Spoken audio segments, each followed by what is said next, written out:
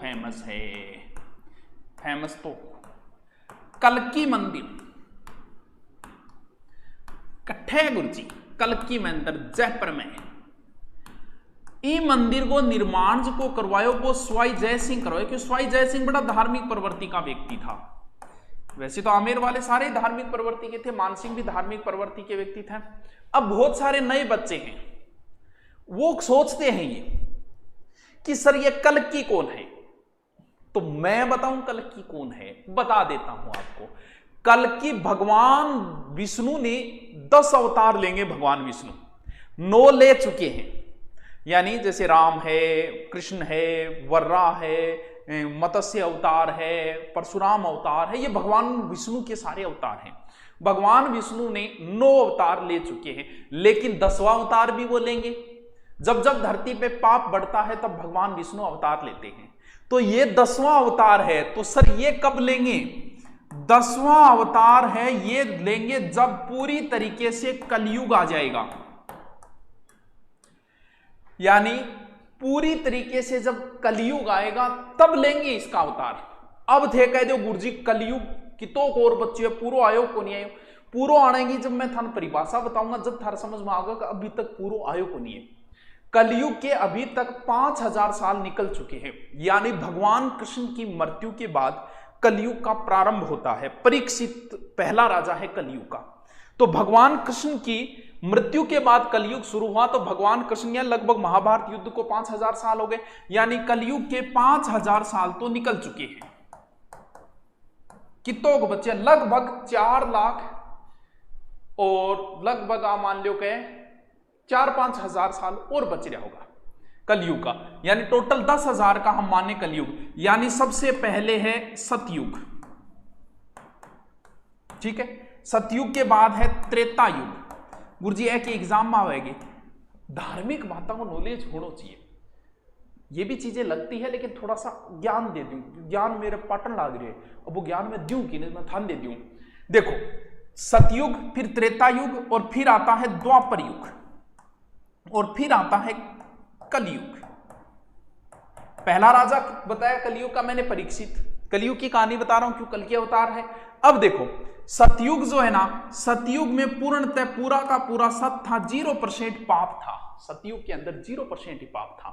और जब आया त्रेता युग, भगवान राम का समय आया, कहते हैं कि उस समय आदमी की लंबाई 32 फुट थी, और पाप जो है ना वो लगभग मान के चलो कि त्रेता युग में 25% पाप था। जैसे भगवान राम वाला समय आपने देखा होगा, रावण थोड़ा बहुत पापी था, ज्यादा नहीं 25% था।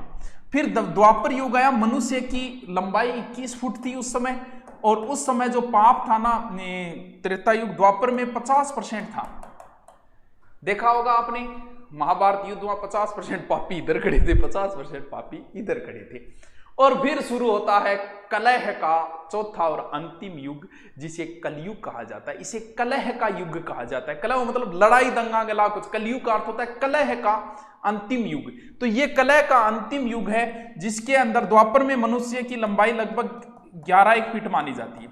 सतयुग में 32 फुट है, सॉरी हाँ, त्रेता के अंदर मनुष्य की लंबाई 21 फुट है, द्वापर के अंदर मनुष्य की लंबाई 11 फुट है। अब कितनी है? अब अधिकतम 6 फुट है। और कलयुग के अंदर मात्र 5% पुण्य बचेगा, 95% पाप ही पाप हो जाओ, पापी भरा पड़े कलयुग के अंदर। तो कलयुग की जो परिभाषा है, अभी कलयुग आया नहीं है, कलयुग आएगा तब तो कल की अवतार ले ही लेंगे। तो कलयुग जो है, कहते हैं भगवान कृष्ण ने भी कलयुग की परिभाषा बताई है। तो कलयुग के अंदर ऐसा कहा जाता है कि ऐसा राज्य दोनों, यानी राजा जो है वो दोनों शासन करेगा, 2-2, 3-3 जगह भी शासन करेगा। ज्ञानी होंगे, ज्ञान की चर्चा करेंगे, लेकिन उनका आचरण जो है वो राक्षसी प्रवृत्ति का होगा। कलयुग की परिभाषा बताई गई है।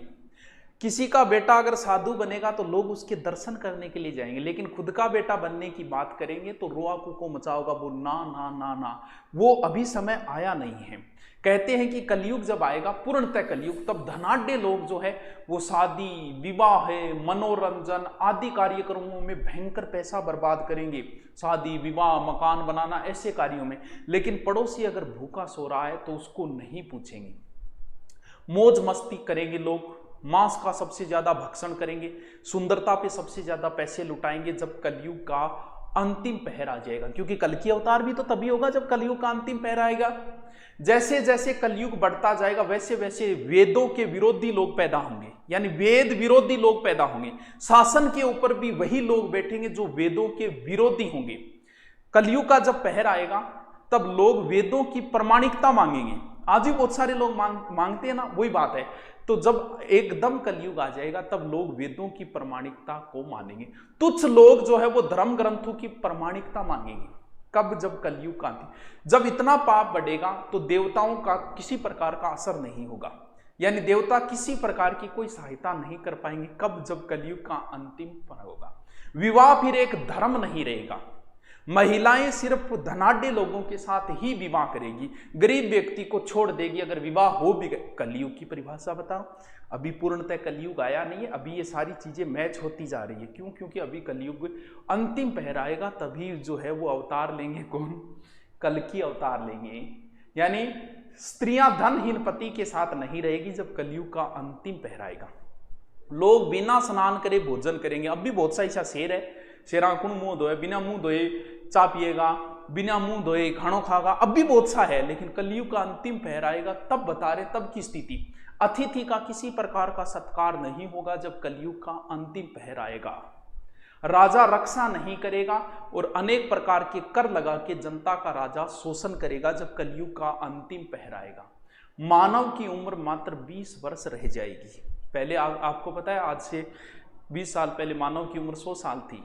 देखो चलता चलता 20 साल में गुरुजी के प्रोसेस 20 साल ही प्रोसेस आता है। 10 साल में टाबर हो जाएगा, 8, 9, 10 साल पर टाबर हो जाओ, 16 साल हो बूढ़ा हो जाओ। और बहुएं जो है वो ससुर को काम पे भेजेगी, पुत्र अपने पिता को काम पे भेजेगा जब कलयुग का अंतिम पहर आएगा। गायें जो है वो दूध देना बंद कर देगी। अभी बहुत से गायों ने दूध देना बंद कर दिया, अभी कलयुग का बहुत पहर। गंगा नदी पूर्णतः सूख जाएगी जब कलयुग का अंतिम पहर आएगा। अन्न नहीं होगा, व्यक्ति व्यक्ति को खाना प्रारंभ कर देगा। हे पार्थ, ये कलयुग की परिभाषा है। पूरी परिभाषा बताएं तो बड़ी डरावनी परिभाषा है कलयुग की। अभी बहुत सारी चीजें अब भी सेट हो रही है कलयुग की, अगर पता हो। बता दिया गंगा नदी पूर्णतः सूख जाएगी। आप देखो गंगा नदी कितनी 20-30% सूख गई है। गायें दूध देना बंद कर दी, 20-30% गायें दूध देना। मानव की उम्र 100 से 60 हो गई, तो सोचो 5000 साल बाद खान पीन ऐसा होगा कि मानव की उम्र मात्र 20 वर्ष बची। कोई बात नहीं रे टावरो थान में कौन रहा हूं रे कलयुग